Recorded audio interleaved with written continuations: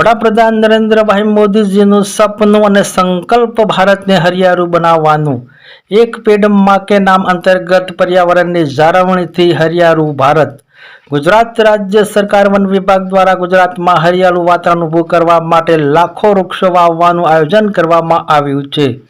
વૃક્ષ વાવો પર્યાવરણ બચાવના સંકલ્પ સાથે રણાસણમાં વૃક્ષારોપણ કરવામાં આવ્યું। રણાસણ ગામે 10,000 વૃક્ષોનું વાવેતર કરવામાં આવ્યું।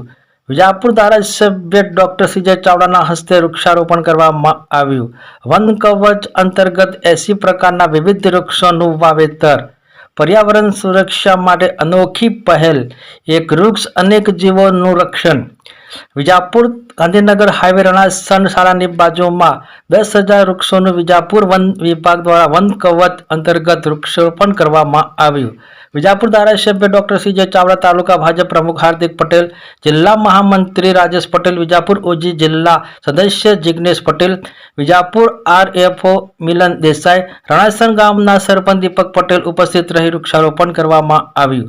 रणासण गामना सरपंच दीपक पटेले वन कवच अंतर्गत 10,000 वृक्षोना वावेतर करी विजापुरने हरियाळुं बनाववाना संकल्पने साकार कर्युं। विशेष रिपोर्ट मुकेश सिंह विजापुरथी।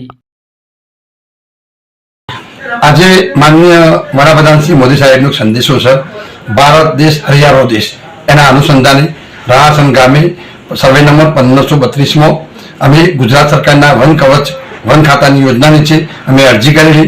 ए अनुसंधाने अमारी जग्या पसंद थी और आज 10,000 करतो अलग अलग प्रकार जे महुड़ा गणु जे ओबा जांबा पिंपड़ा वड अलग अलग प्रकार 58 प्रकार वेरायटीओ आज अमे माननीय धारासभ्य श्री सीजे चावड़ा साहेब ना वरद हस्ते उद्घाटन कर्युं और ग्रामजनों साथे मळी वृक्षो वाव्या।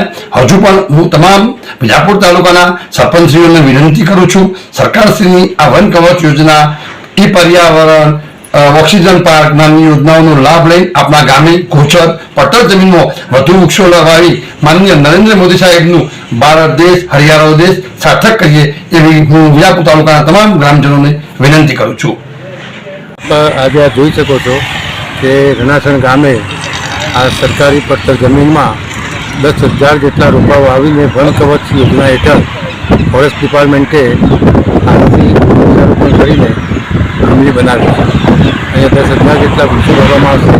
વિજાપુર તાલુકામાં આ રીતે વન કવચમાં અને ફોરેસ્ટ ડિપાર્ટમેન્ટની અલગ અલગ યોજનાઓમાં પામોળ હોય, રણાસણ હોય, ગુંથળી હોય, મલાવ હોય, દાભલા હોય, માલોસણ હોય, દર વર્ષે એકાદ બે ગામમાં આ રીતે વનીકરણ કરવામાં આવી રહ્યું છે। એ સિવાય સતત આખું વર્ષ એક પેડ માં કે નામ એ માનનીય પ્રધાનમંત્રીશ્રીની દીર્ઘદ્રષ્ટિને લક્ષ્યમાં લઈને પણ વન વિભાગ દ્વારા 15મી ઓગસ્ટ હોય, 26મી જાન્યુઆરી હોય, શાળા પ્રવેશ ઉત્સવ હોય, સરકારી જેટલા મેદાનો છે અથવા સરકારી જ્યાં કમ્પાઉન્ડ આવેલા છે, ચાહે ટીડીઓ ઓફિસ હોય, મામલતદાર ઓફિસ હોય, સર્કિટ હાઉસ હોય, આરોગ્યનું કેન્દ્ર હોય, પશુ દવાખાનું હોય, પ્રાથમિક શાળાઓ હોય, હાઈસ્કૂલ હોય, આ તમામ જગ્યાઓએ હું જોઉં છું કે છેલ્લા વર્ષોમાં દરેક જગ્યાએ 26મી જાન્યુઆરી, 15મી ઓગસ્ટ, શાળા પ્રવેશ ઉત્સવ અને એવા કોઈ પણ પ્રસંગમાં વૃક્ષારોપણ કરીને વિજાપુર તાલુકાને હરિયાળું બનાવવાનું કામ ચાલી રહ્યું છે। આજે